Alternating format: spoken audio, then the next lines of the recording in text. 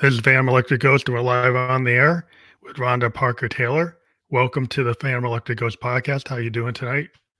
Great. Thank you. And thank you for having me. I'm really excited about talking tonight and engaging with you and your audience. Well, thank you again for being on the show. We let people know you can see that icon on the top says listen on Newsly. We are a featured podcast on that platform. That's an audio only platform. And for those of you who are listening or watching, if you use that coupon code GHOST, you can check that out for 30 days free if you use that coupon code GHOST. But we will be on Newsly later tonight. Want to let people know we're actually at episode 1030 with this episode of the Phantom Electric Ghost podcast, tracking out since 2016 on Apple Podcast. And we do have your website, rhondaparkertaylor.com. That will be fully clickable when we're published on almost all the platforms you can watch or listen to podcast on. So if people click on that, they can get to your books or how to purchase your books from that website. Yes, they should be able to do all purchase link. And congratulations on 1030 episodes. That is just absolutely phenomenal. You are just a rocker, aren't you? Yeah, I've been doing it a while. Yeah, it's just it's something we've been doing since 2016, but it's interesting. It's just podcasting is a whole new area. I'm a musician, I'm a podcaster, and I'm a software designer. So I got a lot of hats. But it's just I like the format because I get to talk to people from all over the world. And I was doing it before the pandemic. Like I said, back in 2016, we started the podcast. So it's just cool to be still out here. But you are an American writer, entrepreneur, and academic researcher. And maybe you want to give a little bit more information about your background to the audience, kind of introduce yourself, and then we can talk about your story and all your latest work. Sure. So, just like you, I have many hats. I academically, I worked my way from bachelor's to actually associates first, all the way up to a doctorate. And I have been in academics for a couple of decades now. Started with teaching at the college level. And I really found that what I was missing was some of the creativity that happens in real life, being able to take those real life lessons that you learn and apply them also, and not only in academics where you're teaching, but also in a storytelling way that actually reaches people. And not that academics doesn't, because it does, but it's different. It's very different. The learner is wanting something, but they're wanting the degree. It's different when the lessons are learned through a creative process. I'm also the daughter of a first generation immigrant from Poland, and I'm from a small town in Indiana. Hey, Noblesville, if there's anybody out there. Which was very, very small, but it's in Hamilton County, just north of Indianapolis. And so what I really like to say is people should never sell themselves short. They should always follow their dreams, always. Because when you follow your dreams, no matter how far you get into it, that exploration just really fulfills a positivity within your soul. Yeah, because what I find is a lot of things I'm doing in my life is like, I went to college in Maine. I'm a New Englander. I would live in New Hampshire. We're in New Hampshire right now. But I went to school for sociology, but I'm a software designer. Yeah. Right. So it shows you that you don't necessarily have to take what you did with your degree and become. And the reason I got into software design just because like as a hobby, I was like kind of playing with all the nerds in college that were just making their own video games and stuff. And I didn't like the traditional courses because what I saw was the kids who were doing it on their own, we had more fun. And we weren't building like corporate things. We were building like trying to match what was in the video game parlor. What was at the arcade. We were just trying to build stuff that we wanted to do. And because, and the same thing with music, I got into music. I just got a synthesizer when I was 17, and I just learned how to use it because I owned it. I said, well, if I own it, then I can play with it. Then I can figure it out. And so a lot of my life has been figuring things out without necessarily having the credentials, Right. but getting into the space anyway.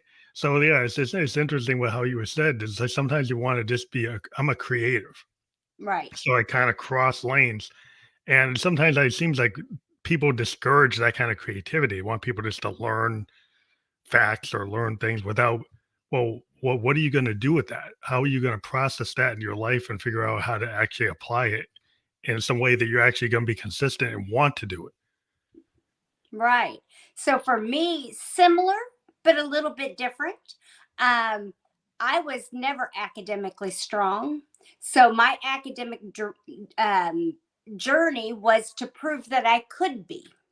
Oh, But what I found, and I love the soft skills. My doctorate's in business. I've got an MBA and then and a BSM and then the doctorate in business.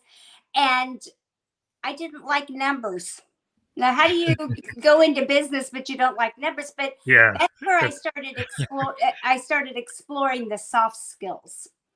And I Hmm. realized that the journey of the academics was to prove that I could do it. And obviously, I wanted to be able to make a good living. And, in teaching you're stable and it's a good environment. And loved people. I've always loved people. When I was a kid, I was the one that was the chatterbox. I wanted to socialize more than I wanted to learn. And so I found for me, the journey was both. I like to be a storyteller. I come from I'm going to say a line of storytellers, and that's why the writing is so wonderful for me because it allows me to weed a story that I've thought of and explored. But the research comes into play because with my research, I can do anything. I can learn about how to do an autopsy. I can learn about how police Hmm. officer protocols are, what the law is. So I'm able to do both because I took the time to do the academic journey. But that was a self goal for me. Hmm. Some people want to make lots of money and that's their goal, and that's where they go. Mine was I wanted to be educated.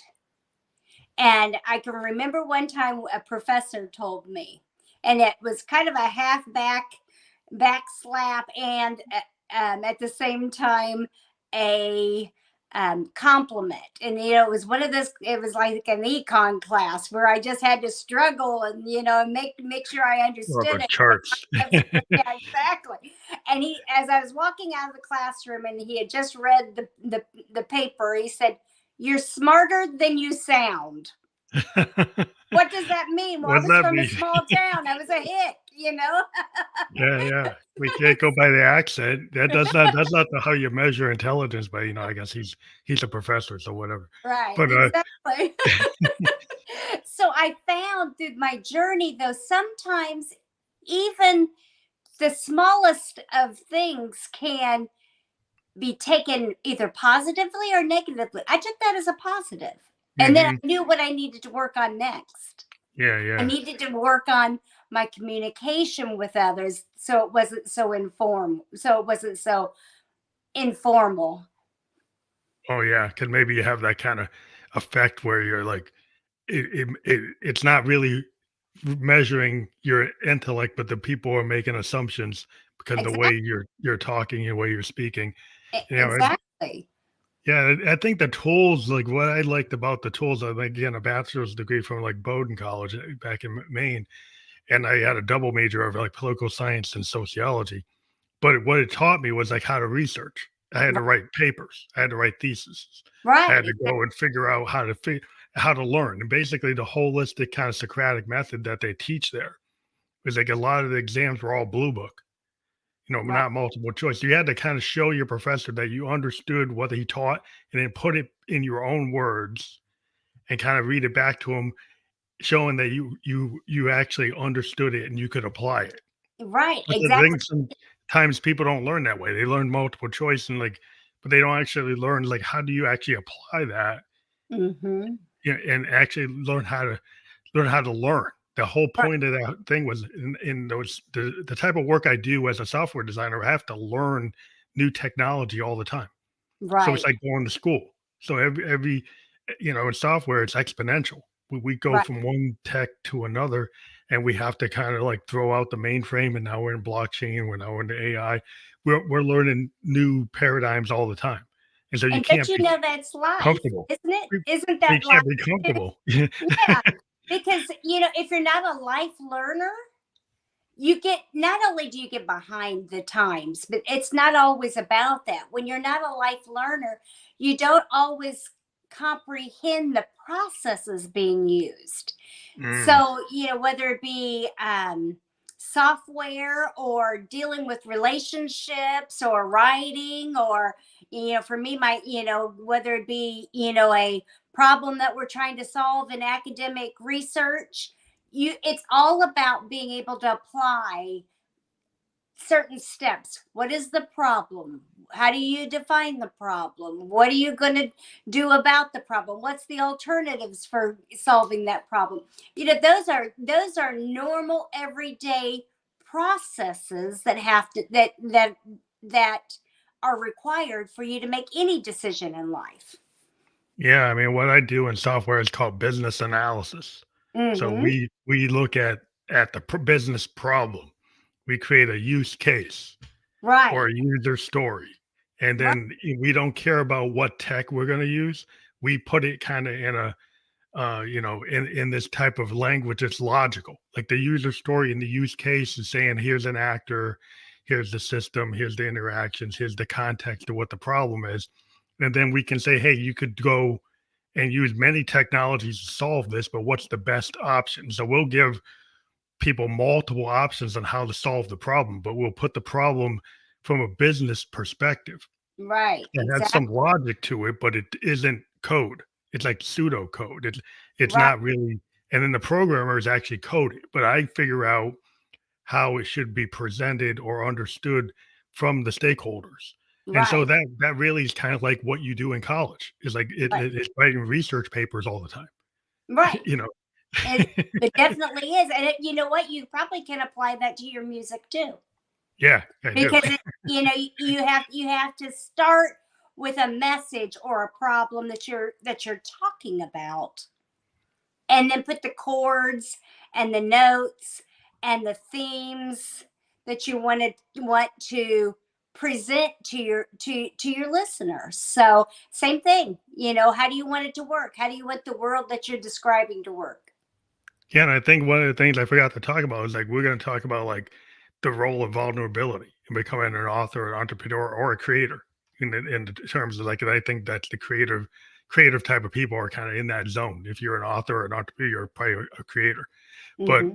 what I find is a lot of times, as an artist, as a musician or a painter or somebody who does video work, it's the vulnerability that you access that gives your work kind of authenticity as an artist. Like if you write something and it feels like you're giving up some part of yourself that kind of you're it seems more honest than if you're Right. just trying to make something that's like a just a jingle. I'm just Yes. writing a jingle that's really, it's catchy, but does it have any deeper meaning? Is it really going to affect you, make you cry like a Karen Carpenter or something? Is it really Right. going to pull your I, emotions? Or are you just kind of doing something matter of fact? I used to play the Carpenters when I was younger on the piano all the time. That was one of my favorite things to do. Um, Vulnerability. You said a very key word. When I wrote Crossroads, my debut novel, I wrote it and then I printed it so I wouldn't lose it. And I had it saved in a couple of spots and everything. And one day I went to go look at another document that was on the same disc, and that other document had been corrupted. And Oh, I looked over where I had printed the novel, and I had images of me having to retype it, re-edit it, everything, because if the other file had gotten corrupted, then that's the predicament I would be in. So of course I saved it all over the place, but then I was telling my sister that the story, just like I told you in your audience, and she said, "What are you afraid of? Why aren't you publishing?" hmm. And Mhm. I said, well, I don't know. I just, I've been so busy and dad was sick and this and that. And she said, you're afraid to be vulnerable. And you did a very key thing with that, just that one thought. So many times the fear of letting go and letting someone else see it or hear your dream, or have even a moment that they could criticize something, paralyzes people from their true gift. Yeah, yeah, it's a big problem. You know, we It's find it. We find it a lot of times as like, I do production work with people, and a lot of people they'll come to me. They either, they know my production style and they're trying to impress me, and they basically try to clone what I sound like. Like, well, you don't need to clone me because I already have work, right? right. So I want to hear something. Well, I'll go back to them and say, why don't you show me the piece that you're scared to show anybody? Rather than trying to show me that you can play like me or you can sound Right. like whoever's in the top 20. And that's a hard thing because people do have that stuff, but they're scared to show it. Even professional musicians will try to like, well, I'll just try to do what's hip. I'll try to do what somebody else is doing. And say, why don't you actually show me what you do naturally and are kind of scared of? And let's work on making that the most authentic, best version of yourself. Now And that's that's a hard thing to do because you get people who do it. You get the David Bowies, you get the Hendrixes, you get the Dylans, but most people don't do that. right. Most people try to clone somebody else. They And try to copy somebody else. I think that's so true, because we are taught from a very young age, when you think about it, that even whether it be cursive or whether it be whatever, you model what works and you don't step out of the box. You model what's working. Well, if you're modeling, that's good because you learn the basics, but it Mhm. doesn't take you out to inventing or creating something fresh, new, whether it be a product. If someone's out there that's a business person and they're working on products, yes, it's good to do the incremental 10% better. But why aren't we thinking of more challenging Yeah, problems yeah, to radically different. You get right, you get once in a while, you get like, like, yeah, well, Tesla's kind of, in the news for different reasons, but they do very radical designs. Like right. Yeah, I Apple saw does the very. robot today. Yeah, like they do the like Apple is famous for doing like PCs were kind of certain type of thing, the more like IBM version, like the business version, and they did more artistic version. Even today, their computers are more from an arty perspective. They seem like more like an artist or designed it than Right, than an actuary or an engineer designed it. It's more like an artist designed it. And so you get the idea like a Ferrari or a Lamborghini compared right, to like a regular car. It's like, well, it looks like an artist did that, like a Da Vinci, like somebody who wants to have some style. And that's right, not normal. Like most people don't try to put that kind of bleeding edge, cutting edge into something because they rather stay safe and to right. stay in the box. And it's really when you cut the problem with being on the bleeding edge, you get the vulnerabilities. People, a lot of people are going to probably say they hate it because they never seen it before or they never heard it before. So as soon as you do something that steps out of the box, people in the canon will say, "Well, that's not what we normally see." So Right. they immediately say it's no good. Right. I remember when I went to my first writing conference, and I'd already written my novel, and you could submit the first three chapters, and they would read it and they'd make recommendations and give out awards or whatever. And the first thing that they said to me, and they said, what what genre are you actually going, you have to write, Yeah, you're writing we what we get genre? with And i'm them. like i'm like well, it's fiction. And they said, well, but which one? Because I was new at it, and I was like, well, I would probably rate it more of a suspense. And they said, then that first chapter, you have to do this. And I had to think about it, because it is my genre the right genre for me then, and then I Mhm. thought about it, and I was like, I know what I need to do. And it was just a very easy change. And I'm like, a dead body has to be dropped. Hmm. And it, my form of suspense is more like a game of Clue. Hmm.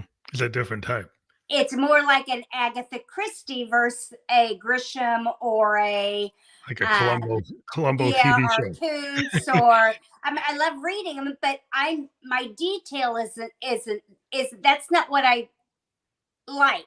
It's not Hmm. that the Stephen King, his details phenomenal. I didn't want to copy that. What I wanted to do is I wanted to talk about the people. Oh, the people, so more of a people focused dialogue focus. Yes. What's Yeah. their motivation? What's their emotions? Why are they doing this? So it's still a crime novel, but it deals with the emotions of anger, fury, and envy. And Well, all I of think those can yeah. cause a crime, Well, and there's a place for everything, like within the subgenres. Like, but people always want you to be like an exact genre, and maybe you have like a little bit of a subgenre, right. and that's always the rub because people will say, "Well, you got to change everything," you I know. just I wanted people to think. If they read Yeah. it, I wanted them to think about where do you fit in this picture, even though they're talking about a main character. Hmm. I wanted them to realize that, hey, sometimes I'm jealous. And what if I took that jealousy too far? Or maybe sometimes I'm angry. What if I took that too far? Hmm. Sometimes I'm furious. We all are capable of good and bad things. And I Yeah. wanted them to see the humanity in decisions that we make.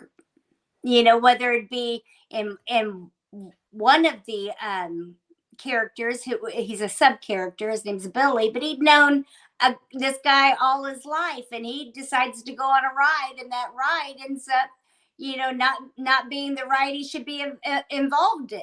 And Hmm. how many times could one decision A in cascade into a life. bunch of other things. Yeah. Right, exactly. So, I really wanted people to stay focused not only on the book, but on their own emotions and feelings, and how they navigate the world. That's interesting, because as a songwriter, I don't have as big a world, Right, because our world maybe at the most, sometimes we have long songs that go 10 minutes or something, but right. most of the time it's we're like 3 to 5 minutes. And so we try to create a world or a story that completes in 5 minutes. And that story is important in songs because that's the hook. That's Yeah, what it's the gets hook. Yeah, it's you what want gets that heart pumping and makes you want to listen and be active in the song. well, you want to create characters, like you want to Mhm. create story, you want to have like a vision. So you kind of build in a world. You're trying to build in a tone. Is it melancholy? Is it funky? Is it sad? Is it regretful? Whatever. You build the kind of tone, and you can. The thing with music, like I can have pianos that could echo, you know, like something that's melancholy. I could have a guitar that can, or a saxophone. You can have the instrument create that feeling that can kind of channel that feeling. But then the person who listens, they're going to take your words and reinterpret it. So you can have this overall vision, but if it's wide enough, everybody who listens to it's going to get have their own interpretation of Right. what you did. And so once you put it out there, they own it. But Yeah, basically off their experience. Because we would all like to say, "Oh, well, all of our experiences are the same, and we all think the same." No, we don't. We have such diverse thoughts and patterns and feelings that they'll pick that song or that writing, and they'll make it their own. yeah, because what happens is like I always feel like songs can be sound paintings, or they can be like Hmm. soundscapes, or like sound movies. And so when somebody hears it within that person's individual mind or subconscious or who they are, it brings up different visions for them. Like Right. if I listen to a Karen Carpenter song from '74, I remember where I was, and I might pull up a vision that has nothing to do with the direct lyrics, but it triggered like a picture in my mind. Right. And that's like the personal thing that each individual gets out of that piece of music. It pulls that picture. And the same thing I think with writing. When people start getting into your world of your Mhm. crime or your story, it Right. pulls things up in there. Some guys, oh, this seems familiar. I've experienced this. I understand this character. I understand the protagonist. I understand the antagonist. It's like I've seen this kind of person before, and so Right. they'll start to bring those things up, and that's how you get pulled in, and people get drawn in because they feel the connection.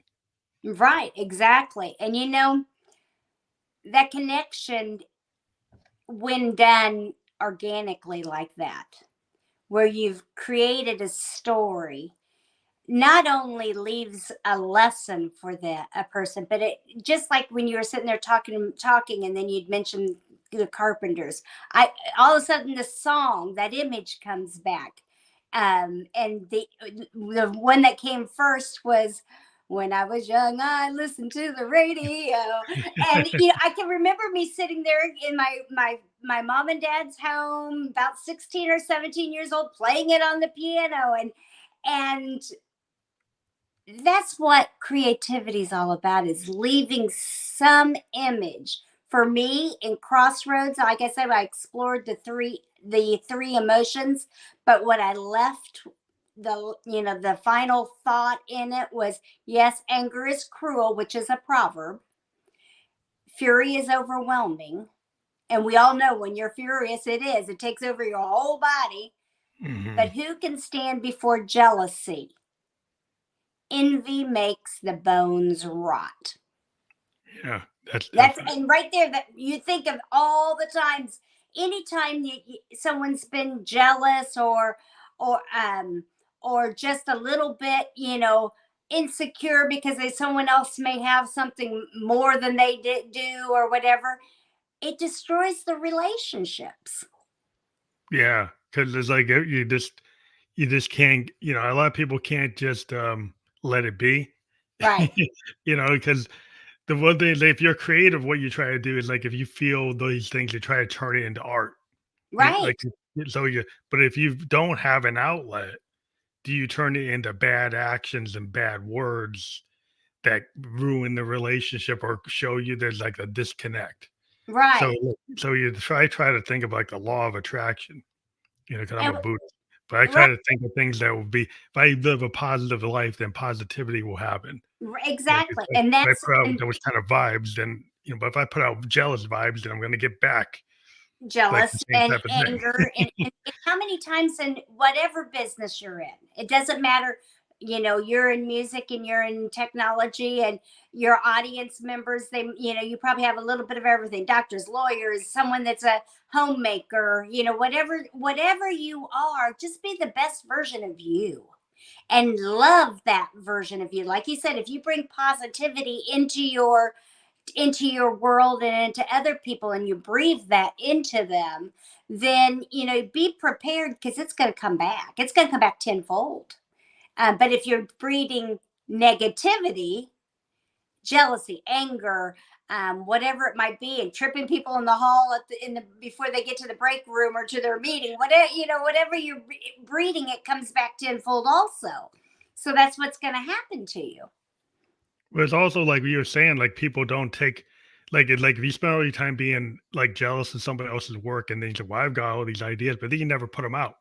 Like Right. I've talked to like a painter, go to their loft, and then they got all these paintings. I was like, "These are awesome. Have you put them in the gallery?" And they were like, "Oh, I'm not good enough."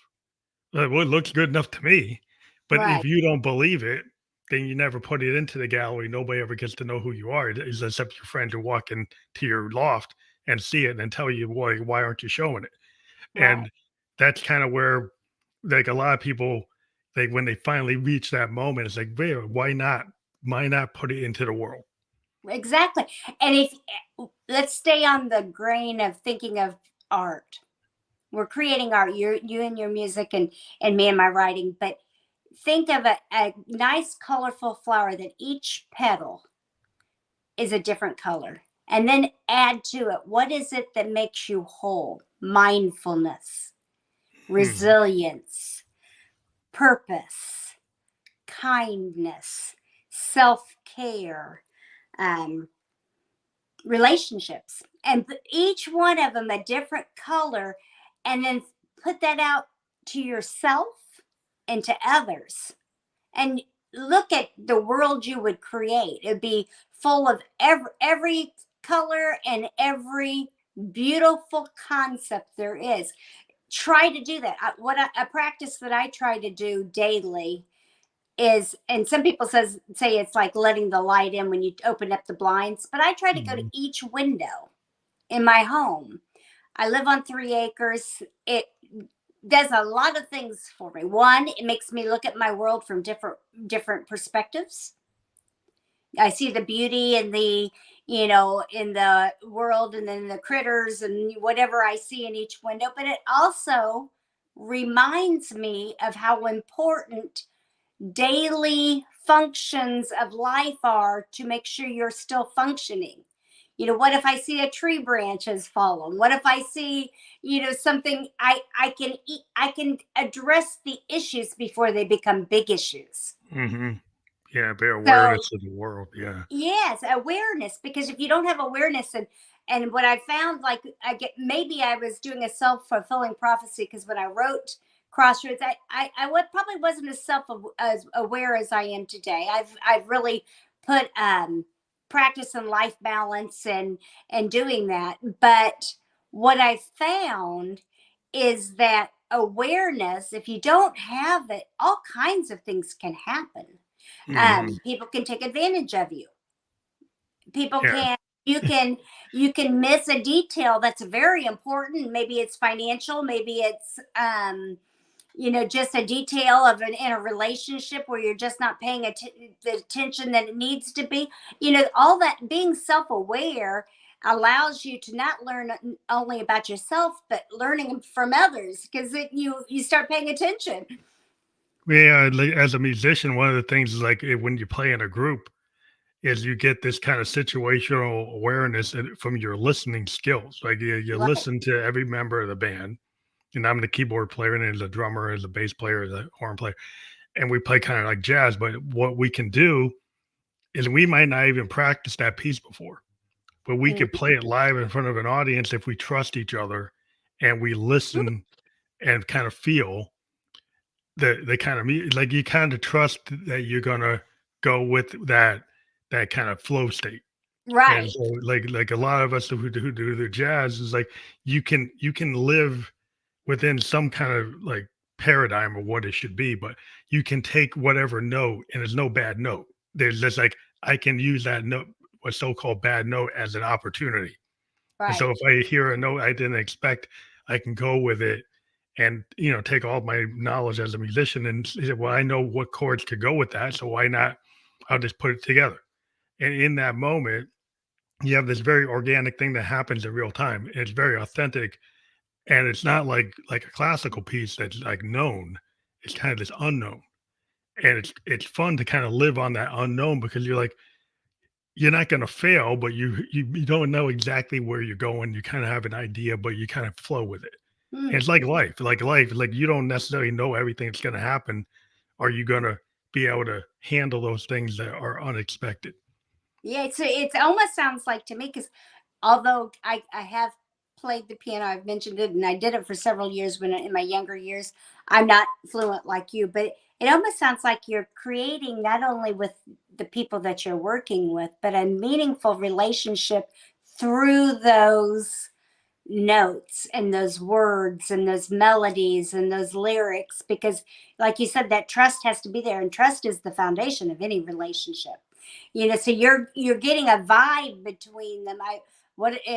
I can only imagine the fear if you don't have a good vibe and a good Yeah, and yeah, trust there. yeah. Oh my That's the goodness, thing. that would be awful. But if you're in a group and the guy's asking for the chord charts, he's Mhm. asking for what key it is, then we're all looking. It's like, well, typically in this kind of group, we don't even say that. We just kind of Right. know. So Yeah. you got the guy that doesn't even have the right vibe. But he keeps on asking, like, well, what key are we in? What BPM are we in? What it's like no, it's like you don't feel it. Right. I guess you might not be the right guy. Right. Exactly. And you would have to, know each other's accomplishments probably too well enough to know, okay, I can work with you, because that Yeah. would be hard. What's But hard is it's kind of like a feel-based thing. Like you kind of feel people, and it's just like a vibe. It's like right, you get the vibe. It's like this guy's gonna know when I play this chord what to go with it. right, You know, and the drummer kind of knows if I play this chord, then they go with the bass player. It just is just this thing. It's like you get to know through experience which people are comfortable with that kind of scenario, and which people have to have the chord chart, have to know, have to have the or sheet chart, music, and or chart. they got to know what it is. So it's okay. It's like if I know that that's the kind of person I'm working with, and we're working on a particular project, it's okay. I'm not going to stress this person out because I No, know who they are, and I know they need the chord chart, and they know they need. So it's kind of the situational awareness and right, listening skills and body language. They can say, "Well, this guy's uncomfortable. right, This person's like they don't feel. They're not feeling it." So it's like, right, okay, we're not going to put that person through that if they can't handle it.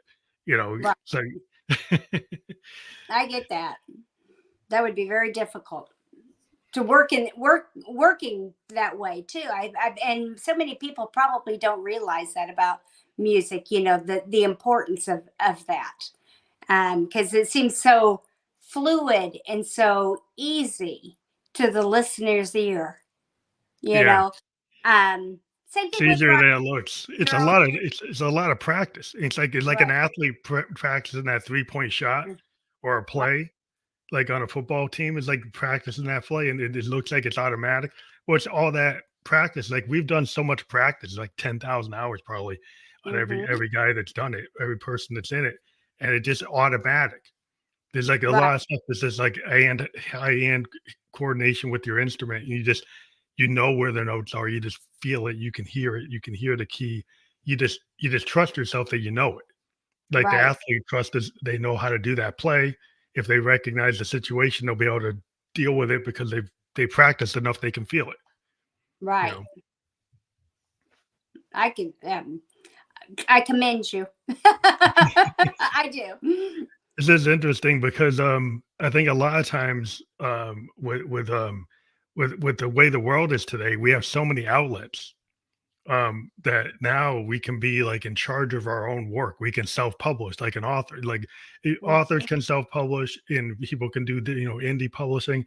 And with a lot of creators now, we can just go on the social media and Right. create a TikTok, create a reel, Right. create a short, and suddenly without a contract, get a big buzz, get a deal, get a sync license, then get all kinds of stuff that you typically used to have to go through all these gatekeepers. So maybe you want Right. to talk about like in publishing, do you have like the self-publishing versus traditional? What's your point of view on that? Well, I think you have. For me, I went with a blended matrix. I knew enough to make me dangerous, but not enough that I felt like I could quickly and efficiently produce something with quality work. And what I mean, it wasn't the writing part of it. I'm talking about the creating the cover, the Covered all that, editing, yeah. the making sure the spine's the right size, the barcode is right. And so Hmm. when I because originally I went with the query letters, and I had a traditional publisher, and going through the process was thinking about it, started, and I was talking to other people, and they're like, well, maybe you should self-publish, think about it.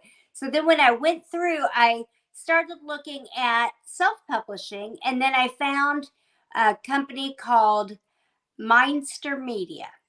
Hmm. And what they do is they take the hand of the author, and they're the publisher, and they do all the publishing, but they also help with the marketing aspect of it.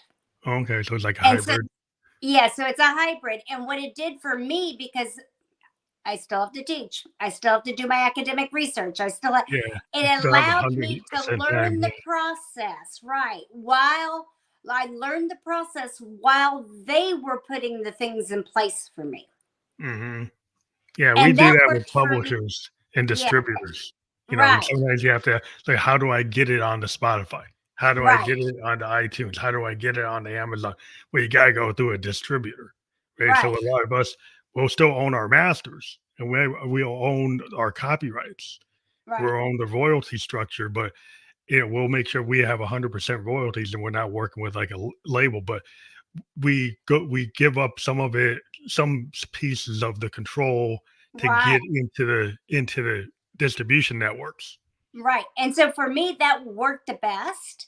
And they were very professional. They met all terms of, the contract. I met my terms of the contract. And then as we got to the end of the journey, where they're like, okay, it's time to distribute, they said, you know what, we really think you need to query Merrill Hemingway. I'm like, why would I query Merrill Hemingway? Why would she be interested in a small? It went back to that vulnerability that we Mhm. talked about. Why would she be interested in a book from Indiana, from a small town girl, first debut author? They said because she's all about life balance and mental health. And every one of my characters, I put them through um, the DSM assessment for who they are.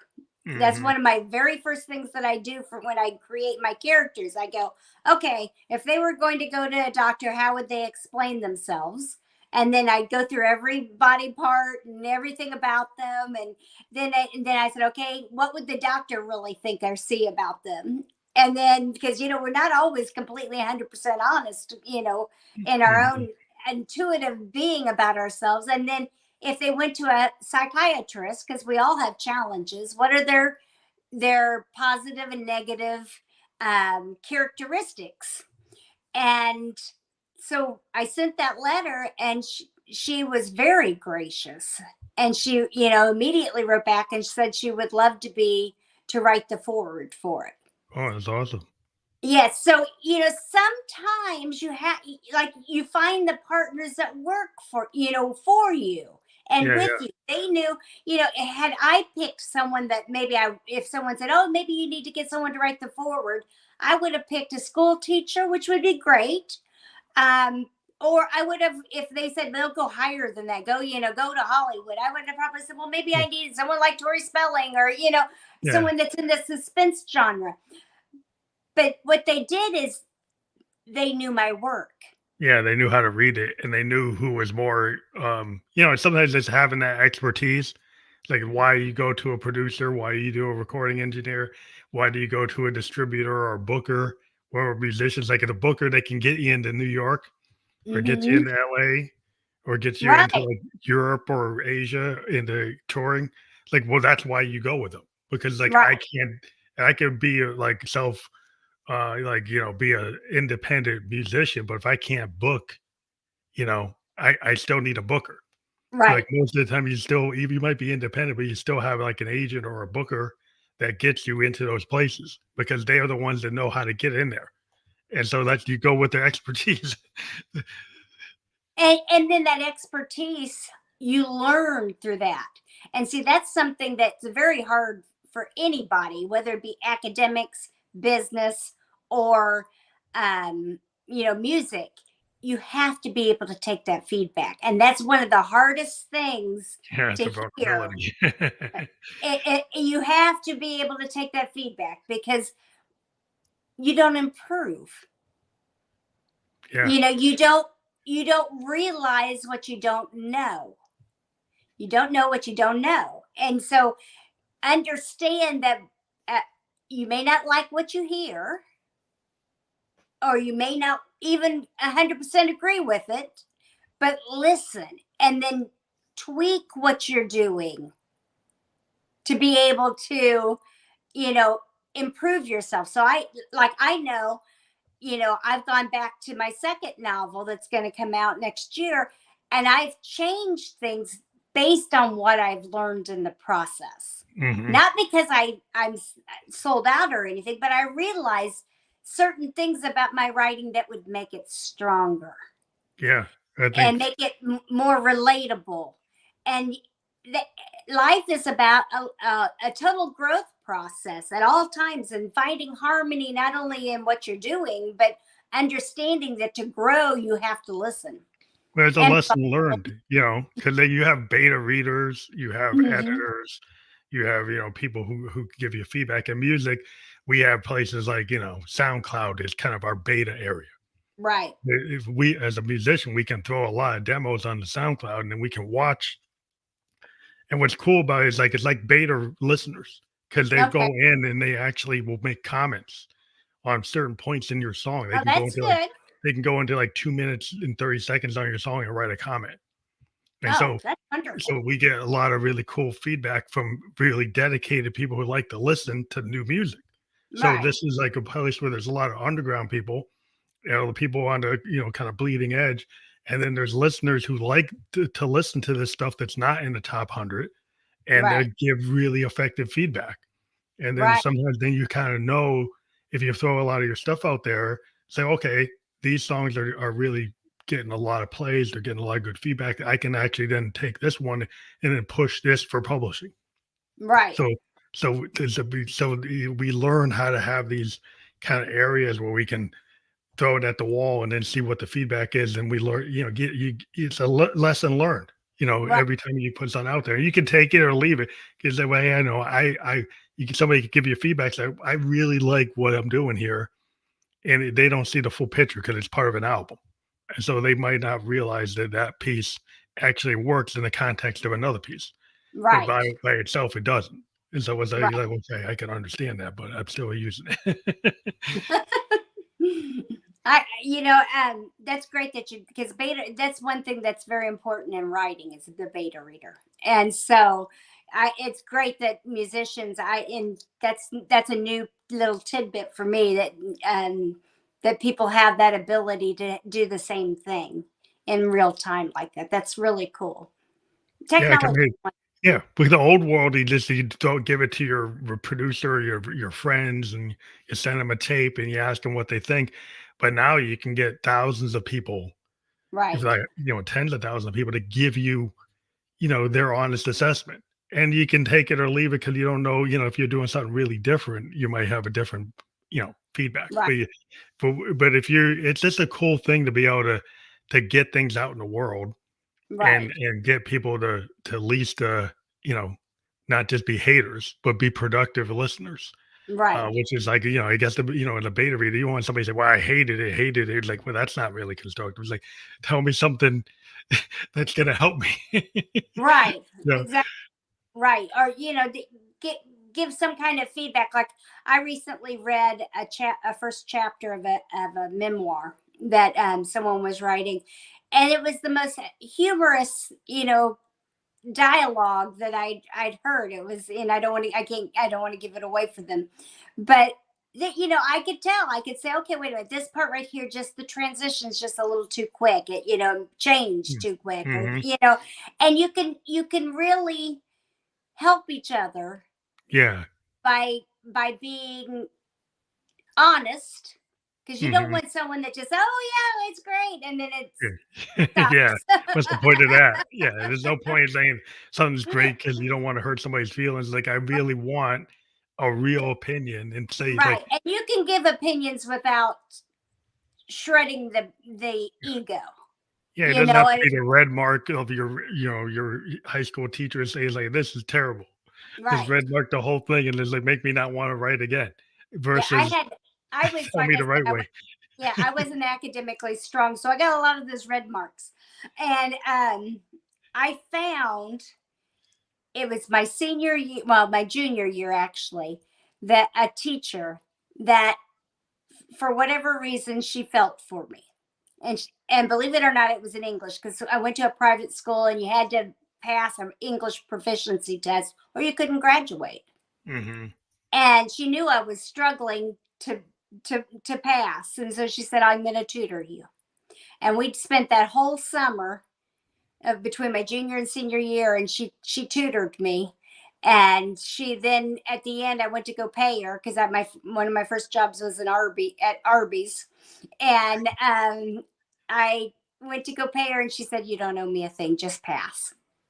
That's awesome. Well, that's Yeah. what I love about teachers. You have a teacher that really like feels something, like, rather than actually build like love for the art. Like, if you get Right. somebody, like, this happens in mathematics a lot. Like, I had some teachers that were really cool and Right. got me into math, but there's a lot of teachers that just like just kill people, right? In terms of like they just make it like, well, I can't even do it. But so the whole point to me is like if you're a teacher and you make 90% of their class feel like they can't do calculus, well, then you're not actually a good teacher because you should try to get the kids to want to do it.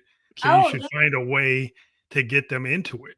Like, right, so I had teachers that showed me the connection between the algorithms and like video games. right, And when they showed me like, oh, these algorithms actually cause this to happen in the video game. And right, then you actually could see like, oh, if I learn how this physics calculation works, I can actually make my video game respond to getting hit. And right, then I actually understand, oh, that's how that applies. But if you put stuff in you, nobody understands why this applies. But you start to show people, and I had some really cool teachers that showed me how it applied in the real world. right. Which I think is what's missing from some academics is they don't want you to. It's like, well, just passing 10% of the class isn't it shouldn't be the goal. No, you want them to, you really want someone to be able to apply it and be successful. And I think that that's, something that, and know where they're at. It doesn't matter whether it's academics or whether it's a leadership of an organization. One of the things that I tell my clients is you need to know where your workforce is at mentally, emotionally, in their homes, because no reward system, no motivation, no program is going to work if you don't what's going on the floor. Whether Mhm. it be, when you do a project in your technology, I'm sure you have to map out every process, and the leadership needs to know that. And you know one of the examples I always give is people want to come up with these grandiose rewards programs. Oh, you can get them gift cards for Ruth Chris, or you could, that isn't necessarily going to motivate the person that's struggling to feed their kids or Yeah, get yeah. their car fixed, or you know going through some real trauma in their life. And so you've got to know what's going on to build that rewards. Give them their birthday off. Celebrate them for doing a Yeah, good job. give them time because that's the one thing in American workforce is like time is something that people don't think of. It's like, well, you should just put all the time in. Like, so if you reward people with like days off or vacation days, that can be very useful because there's a lot of people who are doing like 2, 3 jobs. Right, You give them a little time, it gives them breathing space, it gives them a little bit of room. And, I think sometimes it's like not understanding, like you said, like not having empathy right, for who's on the floor. Because maybe you're not in that place, but you right, don't understand. You don't remember when maybe you were in that place. It's like so right, so like it's better if you get those people to start to want to love to come to work than right, to wait till 5 o'clock. I can't wait till 5 to get out. If you get the person that gets passionate, then you get that kind of drive that you see like in the entrepreneurship startups. Like I've right, been in startups, like everybody's working 80 hours because we got a goal and we're trying to do this thing, and we're not doing it just for the overtime. We believe in what we're doing. right. How can you get people to want to believe in what they're doing and not just kind of just phone it in? One, it's one of it, it's built in them, at an early age. Like my father would brainwashed me that work is good. Not everybody is raised with work is good. The other thing too is you have to, like you said, engage the person as an individual, to empower them that they have a decision, or they benefit from whatever it is that they're doing, whether it's internal or external. It can be either one of them. Hopefully it's internal. And you're right, empathy is one of the biggest ones. That's one of the emotional intelligence characteristics that can be the success or failure of a leader. Yeah, I think sometimes like that lack of empathy. People are how many of your workers are just phoning it in Right, versus how many people really look up to you like you're Steve Jobs, like or you're right, like one of these mega entrepreneurs. They think they get people who are like, yeah, I want to work with this guy because I know he wants to do bleeding edge, cutting Right. edge stuff, and I'm passionate about that. And so every day I'm going in like with this belief that we're actually changing the world, that we're doing. If you Right. get in that kind of dynamic environment, you're like, wow, it doesn't even feel like a job. It No. feels like a passion. It feels like it's like my hobby, like Right. the thing that you do on the side. Like if your main job can be like your side gig, then you're in the right job. Right. Exactly. Exactly. Because you're not only feeling fulfilled and content, but the accomplishments mean a lot too. Yeah. And the failures mean a lot. You take it both ways. Well, yeah. I mean, in these kind of entrepreneurial things, I mean, failure is the process. Right. Like most of the time when we're doing software design, we fail like 99% of the time until we get to the point where we got something that works. Right. Right. So it's like, but we don't look at it as like failure. It's like steps on the way to Right. where that, you know, prototype, Eighty you know, percent of what you do may work, and 20% there's still problems. Once you yeah, get I mean, yeah, it's prototypes. I mean, like we have all these prototypes, and then prototype X is the one that worked. Like right, A didn't work, B didn't work, but X actually does. And no, some of those might actually do something else. What we found is sometimes we were building all these prototypes, and it actually didn't satisfy what we wanted to do, but was something totally different that we didn't even expect. right, And then we say, oh well, we can use that for something else. right, And exactly, so that's an opportunity. Like, wait, you might have failed in the initial project plan, but this other thing you did, that might make the company most of the profit. And it right, wasn't even something that you planned on. And that being able to take the opportunity for like when life gives you something like that and having management to know, like, oh, this is actually better than what we were doing. right, And then being willing to like maybe change gears because you have your ears open and your mind open, your eyes open, and to actually see it versus right. people who won't see it and say, "Well, that's not what we're supposed to work on." It's like, well, this is actually better than what we were doing. And I think that that's all part of the creative process too. When you start writing or reading or working on I mean, it could be um, crocheting, it could be anything creative that you're doing. When you start out, you don't always know where it's going to finish. You might have an idea where you want it to finish, but when I know when I wrote Crossroads, what ended up happening is I thought I knew what my main message was going to be. I had it etched in my head. It was going to be about the injustices because I had been working volunteer wise in the legal system and watching crime watches and watching cases that went through the legal system. And I thought it was going to be about some of the injustices in the system, and it is in there, but the characters and the creativity process took over, like I said, and it was more about the emotions of the individuals going Mhm. through it because there's Yep. winners and losers. And whenever there's a winner and loser, there's emotions. And like I said, the three main emotions were the anger, fury, and envy. But that brings up a whole different part of the human existence. Dynamic, yeah. Well, that becomes like why you want to read it because it draws you in.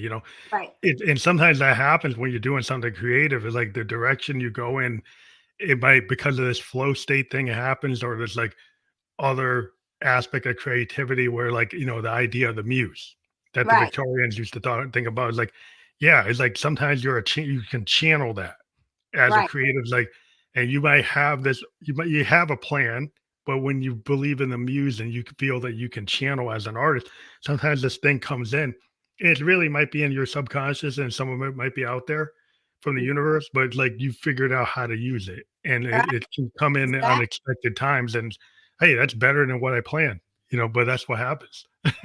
And then the idea of the muse is real in creativity because it could be music, maybe for me, that I might have to turn on to get a different mental awareness going on with what I'm writing, or it could be a different scenery. Go visit the site that I want to utilize in the scene. It could be it could be reading another book. It could be research. Muses come in many different ways, but it is very real in the process because it moves you forward. Yeah. And it brings that emotion in you that is required for it to be an organic connection with the listener or the reader or I the think, viewer. yeah, it feels very authentic when people like are in that flow state and it's kind of Hmm. coming from the muse. Doesn't feel like it's like contrived. It feels like it's like, wow, this is a real. If it feels like it's like, it is just that kind of, immediacy of going with your trusting in that. And Right, and sometimes it's like if you try to make something too perfect or too planned out, that when these other things come in, they change your plans. It still works. It works because it feels like, life is that way where sometimes something like happens and it changes your direction. right. And I But think that when things change, you have to give yourself the freedom. Sometimes, like if you write an outline or you have a thought, you have to give yourself freedom in the creative process to realize, wait a minute, this is better. yeah, that's Devin. That happens all the time. Yeah, this is better. Don't say, oh, but I wanted it to be this, because sometimes, yeah, that might be okay, but what you're thinking about now might be better, Yeah, and you can so give totally yourself change. that freedom to pursue the passion that's within the creative process. Well, it always goes by quicker than we think. We're already at an hour, so that's kind of like our framework for our distributors. But I really enjoyed talking with you tonight. I want to And let people know like RhondaParkerTaylor.com. I go that will be clickable. People should check that out. Check out all the work you're doing. You have your current novel. You're working on another one, and mhm, yeah, I just think it's awesome to be able to talk to different creative people and your perspective on writing and just life is really worth for everybody to hear, and that's why we do these podcasts, so have people learn about creators' processes and their systems of how they come up with their ideas or their mindsets. And I do appreciate that you are a guest on the show tonight. thank you. I hope that everybody enjoyed the show, and check my website out. The book's name's Crossroads. There will be a life balance book coming soon, since it's all about life balance too. And I've thoroughly enjoyed the conversation. Well, thank you again. And this will be available on all podcast platforms where podcasts can be listened to or watched. We were just on Facebook, YouTube, and Twitch, and those are live right now. And we'll give you a landing page for your audience by tomorrow. But thank Okay, you. thank you. Bye, everybody. Bye bye.